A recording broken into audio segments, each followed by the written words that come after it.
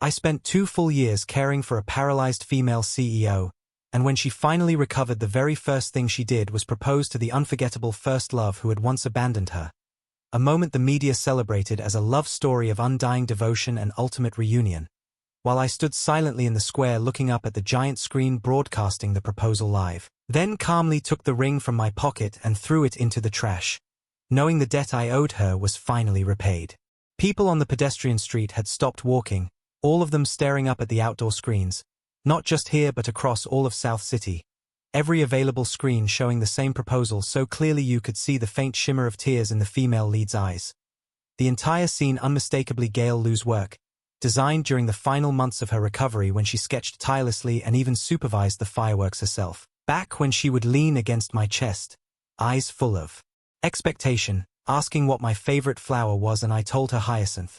Yet on the massive screen the proposal was drowned in a sea of passionate red roses, and the man standing there was not me but her ex-boyfriend, the star designer Peter.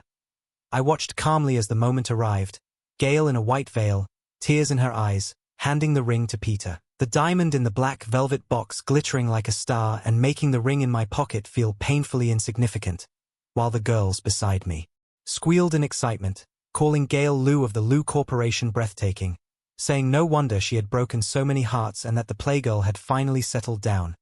whispering that Peter had given up everything to care for her during the 2 years she was paralyzed,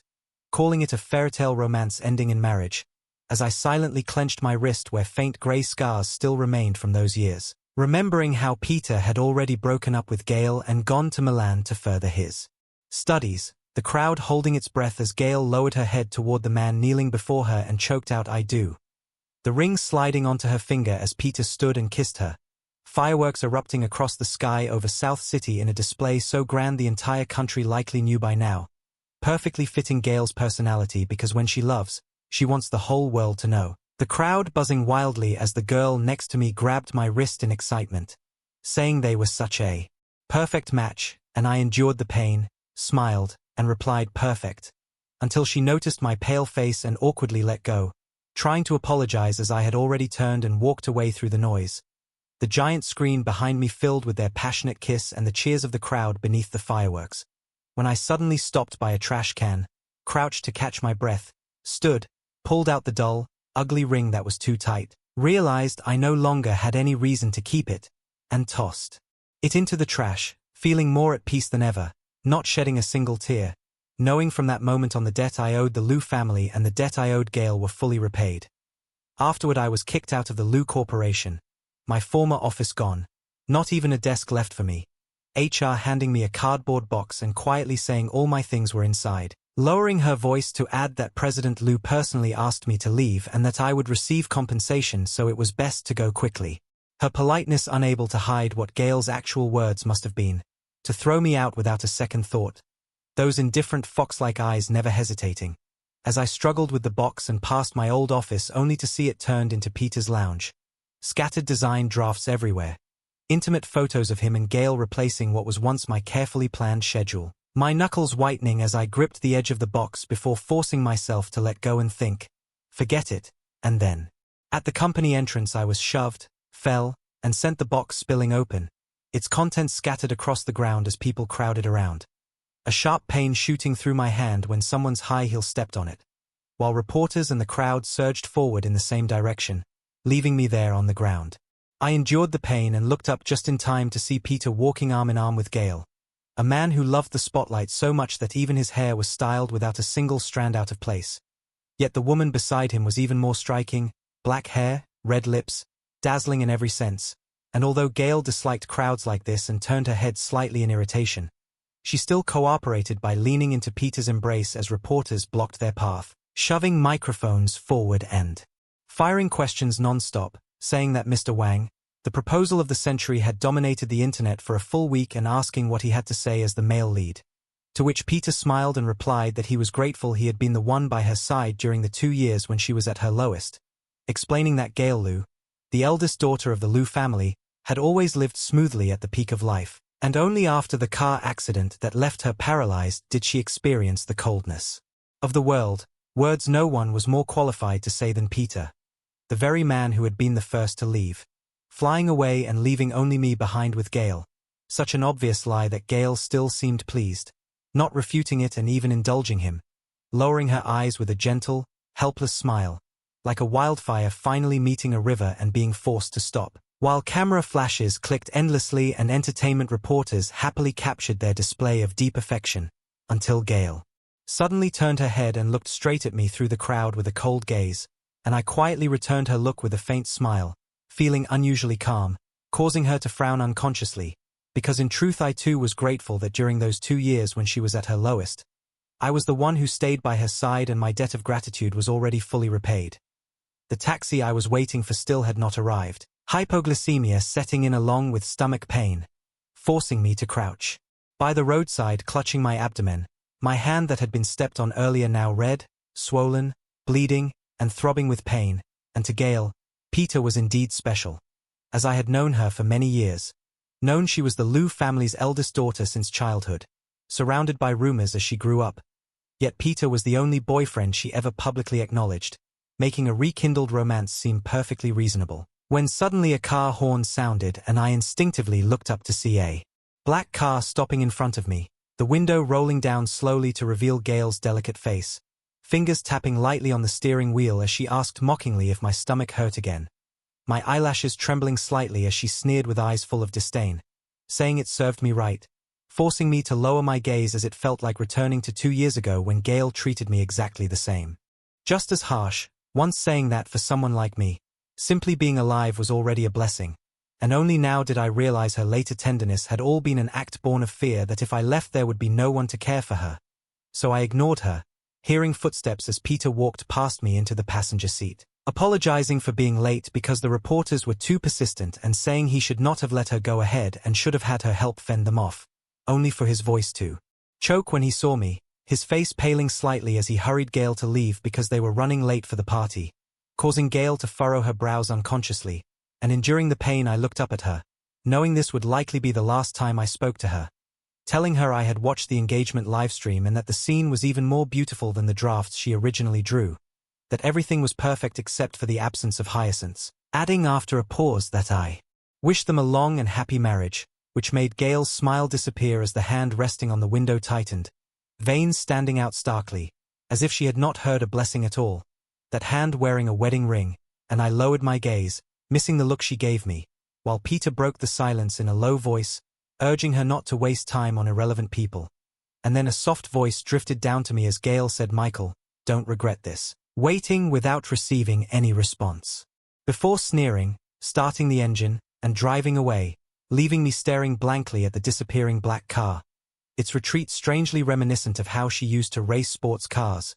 realizing that even a blessing from my mouth could inexplicably enrage her, that she truly had issues, but that I would not regret it. After waiting so long with no taxi in sight, I had already resigned myself to my fate when my phone suddenly buzzed and a short message appeared asking where I was, and after hesitating briefly I sent my location,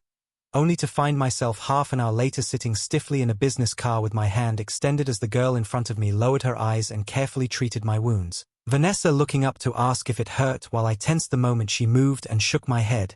only for her to lower her head and gently blow on my hand, the cool sensation easing the pain enough that I flinched and repeated that it didn't hurt, prompting her to finally release my hand and calmly say she hadn't heard me, leaving me with the strange feeling of a loyal retainer secretly colluding with an external enemy, because as Gail's constant companion in all 10 of her battles there had always been an 11th involving Vanessa. From schoolyard fights to business wars the two had always been mortal enemies. Especially during Gail's 2 years of paralysis when Vanessa nearly swallowed up her entire business. And although I no longer had anything to do with Gail, it was still hard to shake off old habits as Vanessa leaned back lazily and mentioned a banquet that night where she was missing a male companion, making me lower my eyes once my wound was treated and ask whether Gail would be there. Her nod making me avoid her gaze until after a long silence I quietly stated that if she planned to use me to hurt Gail she would be disappointed because Gail would not care about me, only for Vanessa to toy with a lighter, its brief flash illuminating her knuckles as she told me not to be so sure, while I turned to the rapidly passing street outside the window and smiled, remembering Gail at 17 laughing brazenly in front of everyone and saying she could never like Michael, then being taken to have my hair styled and try on suits with Vanessa present the entire time as she dismissed more than a dozen custom suits with a sharp eye, leaving me little choice but to attend since half a month earlier when I left the Liu family I had not been allowed to take anything with me, and it was Mrs. Li who temporarily took me in, making me comply with whatever Vanessa wanted until she finally settled on a silver-white suit, causing me to freeze at my reflection in the mirror where the man staring back was both unfamiliar and familiar, no longer the plain boy who always stood quietly behind Gale but someone striking and extraordinary, a version of myself I had never seen before as I cautiously touched the cold mirror surface and Vanessa stepped forward to adjust my tie herself, remarking that she once heard a party was like a battlefield and every boy should have a suit, that it wasn't about making them angry but about letting Gale know she wasn't just paralyzed but blind too. And when we arrived late at the banquet hall, my first such business event despite all my years beside Gale, I glanced at Vanessa under the lights as her profile glowed briefly before murmurs of surprise rippled through the room. People whispering about the man beside young Miss Li and how perfect we looked. Someone close to Gale suddenly cursing when they recognized me as Miss Liu's plain-looking assistant. The sound of a wine glass shattering cutting through the air as Gale stood nearby staring at me while red wine soaked Peter's suit pants. Yet she ignored his yelp and looked at me as if seeing me for the first time, dazed and stunned by this unfamiliar version of me. Peter's disbelief clear when he finally recognized me as I nodded politely and began socializing with Vanessa, prompting Gale's gaze to turn cold as she strode toward us and reached out to pull me away,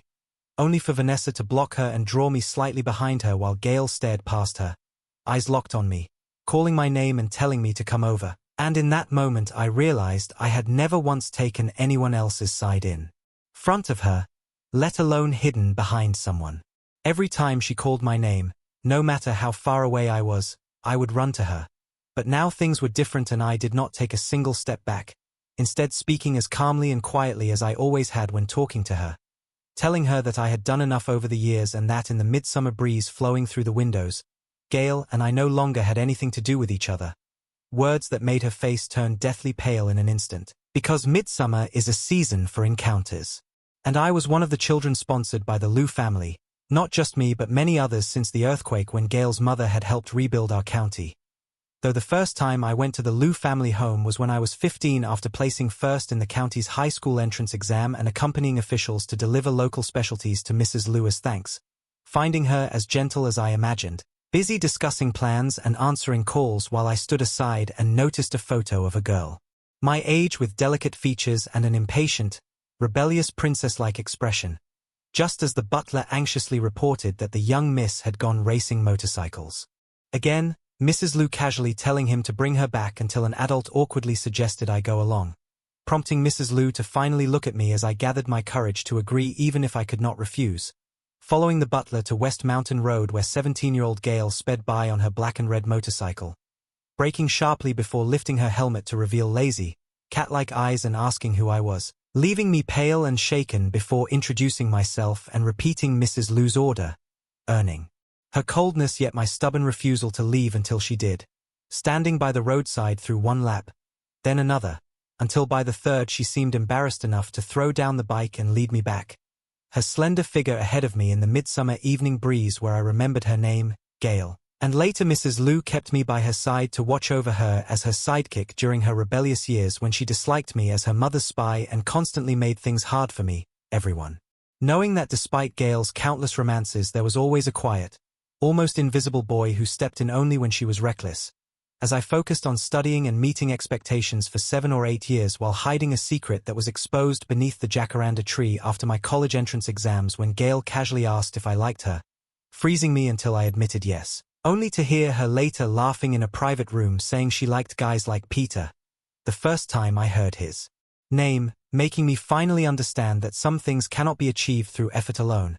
And now years later at someone else's banquet, even at Gale's first event since her recovery, with everyone watching the tension between her and Vanessa, I squeezed Vanessa's shoulder and said let's go, as Gale's eyelashes trembled and I deliberately avoided her gaze. For the first time in all these years, in her presence, I told someone else let's go, and we had already walked quite a distance before I finally turned back to glance at her, seeing Gale still standing there with her head bowed, carrying a fragility and coldness that reminded me of how she looked when she woke up from the car accident 2 years ago, back when Mrs. Liu, who had been in the car with her, was already gone, and when Peter tried to reach out to her a single glance from her froze him in place, making me smile faintly as Vanessa asked what was so funny, and I replied softly that I had just realized not everyone could do it. Because not everyone could endure Gail's low moods and spoiled temper. Not everyone would still choose to stay after seeing her other side. Especially during the time she was paralyzed. When Gail, the proud daughter of heaven, could not accept becoming disabled, stopped smiling, lost all her vitality, and on top of that lost her only family member, Mrs. Lou, in that same car accident, leaving her with no will to live as she attempted suicide multiple times, until I smashed a glass, pressed a shard hard against my wrist, and told her that if she wanted to die I would go with her. A fierceness she had never seen from me before, making her stare at me with dark eyes for a long time before promising through clenched teeth that she would get better. After which she cooperated with the doctors and finally, 2 years later, stood up and left her wheelchair behind. After the banquet I returned to the Lee family home with Vanessa, remaining deeply grateful for Mrs. Lee's hospitality while actively preparing my resume and planning to move out as soon as I found a job.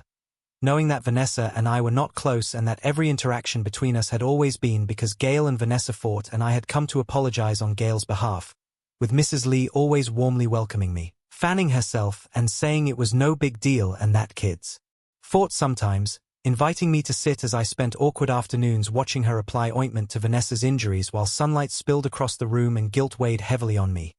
Never expecting that in my time of need it would be the Lee family who helped me. And since Vanessa and I were not talkative, the car ride was especially quiet as I sat upright like a schoolboy avoiding everything but the road ahead, until I caught sight of Vanessa in the rearview mirror, eyes closed, lashes long, looking almost childlike under passing neon lights, only for her to open her eyes and catch me looking, creating a brief, mild awkwardness before I averted my gaze, and she suddenly smiled and asked if I remembered what she thought the first time she saw me, which I did, since she had shouted it in front of Gail, prompting me to say she had asked if I was blind for following Gail around, something that had made Gail furious enough to fight with her again. After which Vanessa shook her head, closed her eyes, and after a long silence in the endless traffic spoke softly, saying she thought Gail must have found the dumbest guy ever. Though dumb, I had been very obedient. It had been a long time since I last visited Mrs. Lou's grave, and I brought white flowers to the cemetery, knowing Gail had recently taken over the Lou Corporation and that not long after a runaway truck had crashed into the Lou family car leaving 1 dead and 1 injured, remembering Mrs. Lou as a kind woman without whom I would not know where I would be now, clearing weeds from her grave and speaking slowly about how the charities she cared about were thriving. The foundation receiving so many thank you letters they barely fit in a room. Watching dew tremble on the flowers as I said Gail's paralysis had healed. The Lou Corporation was back on track. She had gotten engaged, the media calling it a once-in-a-century event, the groom being Peter, the boy she once brought home, everything moving in a good direction. Except for me, who after all these years was still stuck without direction. Touching the gentle-looking photo on the tombstone and telling her I had left the Lou Corporation and asking if she would blame me. Receiving no answer in the silent cemetery where death has no sound. Covering my face as tears seeped through my fingers. Admitting that except for those first few days I had not really been happy here, and sometimes wondering if things would have been different had I not been the top scorer in that high school entrance exam and never come here at all. That I cried quietly for a while before gathering my things to leave, and when I stood up I noticed someone standing not far away watching me, not knowing how long they had been there, lowering my eyes because there was only one path out of the cemetery and I had to pass by Gail, who must have come to see Mrs. Lou as well, though our timing was unfortunate. And as I was about to walk past her I heard Gail speak, starting to mock me for crying at her mom's grave, but before she could finish I turned and looked at her with tears still in my eyes, making her swallow the rest of her words. Because the truth is Gail and I never actually had such a bad relationship and only had 2 real falling outs. One when I grew tired of being her assistant and secretly sent out resumes which she discovered and reacted to with fury, and the other not long ago when she received an email, read it, and then kicked me out of the Lou family, one before the car accident and one after, 2 years apart. Yet now I wasn't as upset as I had been back then. So I simply looked at her quietly and asked on behalf of the boy I used to be whether she truly believed that because I never showed my emotions I wouldn't feel hurt. Whether she truly believed that no matter how much she messed around I would always remain that 15-year-old boy following behind her. At which point Gail pressed her lips together, her eyes dark, her hand at her side clenching and unclenching several times before finally tightening into a fist, then smirking sarcastically and telling me I would never be able to pay it all. back and accusing me of killing her mom and asking who I thought I was fooling, leaving my mind in a fog even as I made my way back, replaying the final chilling remark she had thrown at me from her lofty perch that the car accident wasn't an accident and that I should guess who betrayed the Liu family, just as my inbox received an email that I opened with trembling hands, finding information gathered by Gail's people all pointing to one conclusion: that the accident was deliberate, that Mrs. Liu and Gail had been on their way to sign a major contract with their whereabouts kept absolutely confidential except for me, the only one who knew, her assistant who had grown up in the Liu family and been trusted by them, along with an attachment showing a photo of me meeting someone from a rival company at a highly suspicious time right before the accident. A fabricated image of someone I didn't even know, yet in Gail's eyes making me the only possible traitor, someone she didn't even bother confronting because she had already sentenced me to death in her mind, causing me to let out a bitter laugh and curl up in my seat as everything suddenly made sense. Why she had me draw up the proposal site plans one day and told me to leave the next. Why she would rather chase after Peter than have anything to do with me, leading me to close the email without defending myself because I knew she wouldn't listen, even though the truth was that if she had dug just a little deeper she would have realized I wasn't the only one who knew her whereabouts because Peter did too. And after that I slept longer than I had in ages, remembering how even before the accident I had been quietly sending out resumes behind her back because Peter was too aggressive and I was genuinely tired. Spoiled beyond reason as Gail's only official boyfriend who couldn't stand me. Worse than any other male friend who had ever given me trouble. Humiliating me by calling me a gigolo in front of the entire company. During the days when Gail and Mrs. Liu were negotiating contracts and keeping their whereabouts secret. Days when Peter couldn't reach Gail but I knew where she was and refused to tell him. Even blocking him from entering the chairman's office, making me the only one brave or foolish enough to stand in his way, provoking him to call everyone over and slap me across the face while telling me that even if I stripped naked in front of Gail she wouldn't look at me, mocking my origins from a poor county and accusing me of clinging to the Liu family and following Gail like a disgusting mistress, leaving me humiliated under everyone's gaze even though I had done nothing wrong, watching him barge into the office and see Gail's schedule, followed by the accident the very next day, something I never suspected him of because Gail and Mrs. Liu treated him so well, until I finally understood that only those who aren't loved carefully cling desperately to kindness and think endlessly of repaying it. That I am that kind of person, and that when I finally woke up, the world had already changed. The top trending topic on Facebook was #South City Liu family car accident conspiracy, and people love gossip about wealthy families, especially since Gail's grand proposal had dominated online discussions not too long ago. So when an insider revealed that Gail's car accident was not an accident at all but a premeditated act orchestrated by a rival group, it spread instantly, with the insider claiming it was Gail's assistant who leaked her whereabouts, supposedly a man from a poor background who had been sponsored by the Liu family for years, and the post even included a picture of me meeting with someone from the rival group, the very same photo I had received in my email. The allegations written as undeniable truth as if the accuser had witnessed everything firsthand, while Peter also responded, far more subdued than before, smiling softly on camera and saying that Michael was someone he never liked but who was always around Gail, that he had even argued with Gail because of me, and that he never expected me to do something like this. His long interview subtly painting me as a third wheel, as ungrateful, the classic treacherous poor man in a wealthy family drama, with Gail standing beside him looking indifferent. And I had already seen the comments online saying the Liu family had taken care of this assistant for so many years only for him to turn out to be a traitor. That Mrs. Liu must be heartbroken, that poor Peter had to put up with this assistant while dating Gail, that I should be reported to the police, that I shouldn't get away with it, that someone should dig up where I was now and ask what company would still hire me, and even praising how amazing it was that Peter and Gail had made it this far and how true love conquers all. Until someone suddenly snatched the phone from my hand and I looked up to see Vanessa staring at my pale face telling me to stop looking because Grandma was calling us for dinner, my lips moving slightly as I tried to explain that it wasn't me, only for Vanessa to say without hesitation that she knew, not as lip service but because she truly believed me, and just as the comments suggested, every interviewer who had seemed interested in hiring me suddenly turned me down, making it clear that if I couldn't clear my name I would probably be socially dead forever and never able to find work again, which was exactly the outcome Gail wanted, a fate miserable enough to satisfy her anger, leaving the Lee family company as the only one still willing to take me after I sent my resume everywhere. Yet I refused, Vanessa flipping through my resume without looking at me and asking why, and me shaking my head to say my reputation was bad now and any company that hired me would be dragged into the spotlight, which wouldn't be good for the Lee family. Vanessa then turning to study me quietly before smiling with resignation, and calling me dense, leaving me confused until before I could respond the police arrived to take me away, because the Liu family had reported me. And as a person of interest and suspect I was naturally taken for interrogation, and before entering the interrogation room I saw Gail and Peter looking like a gambler who had gone all in,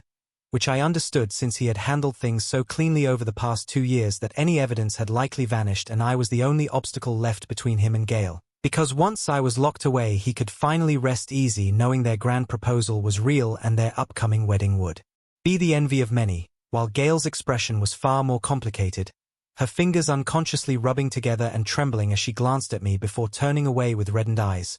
And I averted my gaze and entered the interrogation room where within hours the police investigated my entire life,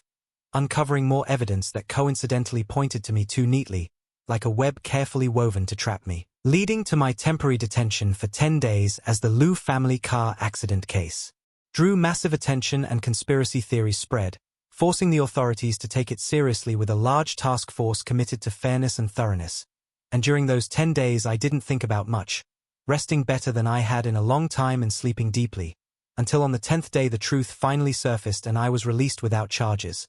as the authorities discovered that beyond the rival group another person was implicated, Peter, proving that the net of justice may be vast but nothing slips through it. And in the end the police cleared my name. For the first time in all these years, in her presence, I told someone else let's go, and we had already walked quite a distance before I finally turned back to look at her, seeing Gail still standing there with her head lowered, carrying a fragility and coldness that reminded me of how she looked when she woke up from the car accident 2 years ago, back when Mrs. Liu, who had been in the car with her, was already gone, while Peter tried to reach out to her only to be frozen in place by a single glance from her, making me smile faintly when Vanessa asked what was so funny and I replied softly that I had just realized not everyone could do it. Because not everyone could endure Gail's low moods and spoiled temper, not everyone, after seeing her other side, would still choose to stay close, especially during the time she was paralyzed, when Gail, a proud daughter of heaven, couldn't accept that she had become disabled, stopped smiling, lost all her vitality, and on top of that lost her only family, Mrs. Liu, in that car accident, a time when Gail had no will to live and tried to commit suicide multiple times, forcing me to smash a glass, take a shard, and press it hard against my wrist as I told her that if she wanted to die, that was fine and I would go with her, a fierce emotion she had never seen from me before, leading her to stare at me with her dark eyes for a long time and almost through gritted teeth promise that she would get better,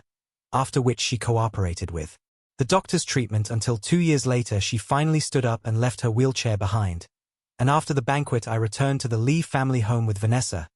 grateful during this time for Mrs. Lee's hospitality while actively preparing my resume and planning to move out as soon as I found a job, knowing that, to be honest, Vanessa and I weren't close at all and that every interaction we'd had was because Gail and Vanessa fought and I had to come apologize on Gail's behalf, with Mrs. Lee always warmly receiving me, fanning herself and saying it was no big deal and that kids fought sometimes before telling me to sit down, leaving me to sit awkwardly for an entire afternoon watching her apply ointment to Vanessa's injuries as sunlight spilled across the room and made me feel even more guilty, never expecting that in my time of need it would be the Lee family who lent me a hand. And since Vanessa and I weren't talkative the car ride was particularly quiet, making me feel uneasy. Sitting upright like a schoolboy with my eyes fixed on the road ahead until I caught sight of Vanessa in the rearview mirror, looking tired with her eyes closed and long lashes making her seem almost childlike as neon lights briefly illuminated her face, only for her to open her eyes and catch me looking, creating a moment that was awkward but not too much as I silently averted my gaze, when she suddenly smiled and asked if I knew what she thought the first time she saw me, something I couldn't forget because she'd shouted it in front of Gail, prompting me to nod and say she'd asked if I was blind and why else I would follow Gail around. A remark that had made Gail so angry she fought with Vanessa again. After which Vanessa shook her head and closed her eyes while traffic flowed endlessly outside, the silence stretching so long I thought she'd fallen asleep until I heard her soft voice saying she thought Gail must have found the dumbest guy ever, though dumb, very obedient, and it had been a long time since I visited Mrs. Liu's grave, where I brought a bouquet of white flowers, knowing that Gail had recently taken over the Lou Corporation and not long after a runaway truck crashed into their car, leaving one dead and one injured. Mrs. Lou being a kind woman without whom I wouldn't know where I'd be. So I cleared the weeds and spoke slowly, telling her that all the charities she cared about were still running smoothly and growing bigger each year, that the foundation received so many thank you letters they barely fit in a room, lowering my eyes to watch dew fall from the flowers as I told her Gail's paralysis had healed. The corporation was back on track, and Gail had gotten engaged with the media, calling it a once-in-a-century event to Peter, the boy she once brought home, saying they were very much in love and everything seemed to be moving in a good direction except for me, still stuck with no direction after all these years, touching the gentle photo on the tombstone to say I had left the Lou Corporation and asking if she would blame me, knowing there would be no answer because the cemetery was silent and death had no sound,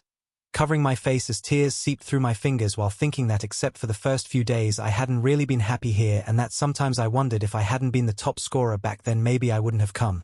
Crying quietly for a while before gathering my things and leaving, only to notice someone standing not far away watching me, forcing me to lower my eyes and pass Gail on the only path out. Hearing her begin to mock me for crying at her mother's grave until she swallowed the rest of her words when I turned to look at her with tears still in my eyes. Because the truth was our relationship had never been that bad and we'd only had 2 real falling outs. One before the accident when she found out I'd secretly sent resumes and one after when she read an email and kicked me out. 2 years apart. Leaving me calmer now as I quietly asked on behalf of the boy I used to be whether she truly thought I wouldn't feel hurt or that I would always be that 15-year-old following behind her, watching her lips press together and her hand clench and unclench before she smirked and said I'd never pay it back and accused me of killing her mom. Words that followed me even as my mind stayed in a fog when she later coldly told me the accident wasn't an accident and hinted at betrayal, leading to the email and fabricated evidence that made me realize she'd already sentenced me without listening, and everything that followed, until the truth finally came out, my name was cleared, and I stood once more in the Lou family courtyard beneath the blooming jacaranda tree, turning back when Gail softly called my name, seeing her cautious and worn as she admitted she couldn't bear to look deeper once suspicion fell on me, laughing bitterly as she said people like her get betrayed often, while I smiled calmly, already at peace. For the first time in all these years, standing in her presence, I told someone else let's go, and we had already walked quite a distance before I finally turned back to look at her,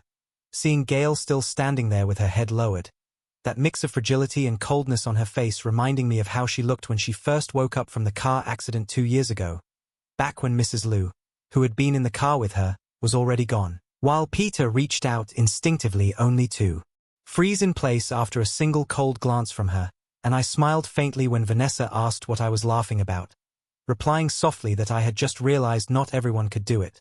Because not everyone can endure Gail's low moods and spoiled temper.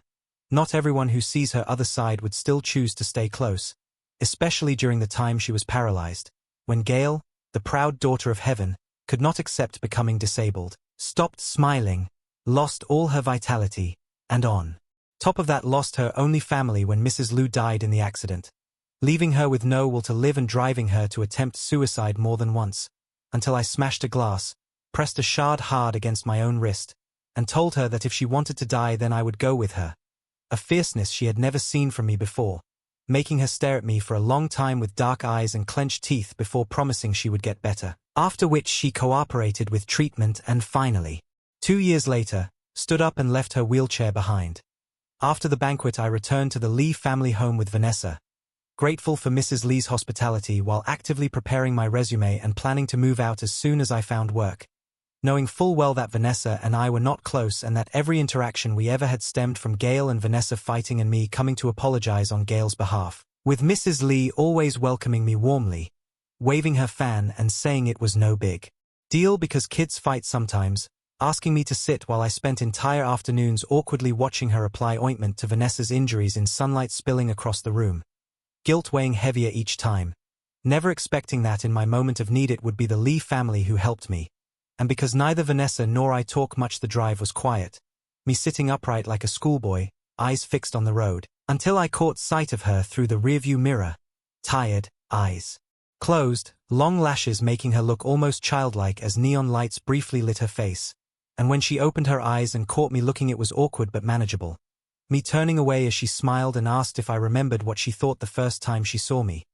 reminding me how she had shouted in front of Gail asking if I was blind for following her around, which had enraged Gail enough to fight her again. Vanessa shaking her head and closing her eyes as traffic streamed endlessly. Outside, the silence stretching until she softly remarked that she thought Gail had found the dumbest guy ever, though dumb yet very obedient.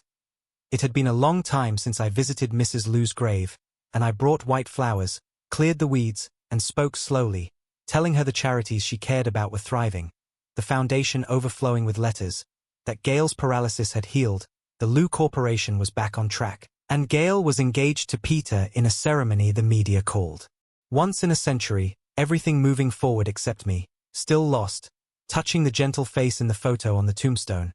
asking if she would blame me for leaving, receiving no answer in the silent cemetery as tears slipped through my fingers and I wondered if things would be different had I never come. Then crying quietly before packing up to leave only to notice Gail standing nearby, our paths forced to cross. Her mocking words dying when she saw my tear-streaked face, and as I calmly asked whether she really believed I felt nothing all these years, whether she thought I would always remain that 15-year-old boy trailing behind her, she clenched her fists, sneered, and accused me of killing her mother,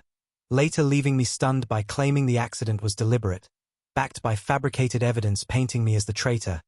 evidence she never questioned, choosing instead to condemn me without confrontation, and as rumors exploded online, interviews smeared me, and Peter played the grieving, forgiving lover. Vanessa was the one who believed me without hesitation. Yet even belief could not stop my career from collapsing, leading to detention, interrogation, and finally vindication when the truth emerged and Peter was exposed, after which I declined every offer, chose to return to my hometown to teach, and made one last visit to the Lou home where I found the room clean and a photograph of Gail at 17 still hidden away, a photo I left behind for her to decide its fate, standing under the blooming jacaranda when she called my name softly, confessed everything she had done was for me to see, only for me to gently tell her no, that she already knew she was wrong but believed I would always forgive her, and when she begged one last time I pulled my hand away, refusing forgiveness, telling her to live well for Mrs. Lou and protect the Lou Corporation because I was leaving for good, a realization that hollowed her out as midsummer winds never look back, and now, as South City reels from scandal, the Lou Corporation falters, Gail is once again in a wheelchair, and her message promising repayment goes unanswered as I block her number on a bus back to the county. Vanessa asleep beside me with her head resting on my shoulder, and watching the scenery blur past the window I know with quiet certainty that countless midsummers of my own are waiting ahead.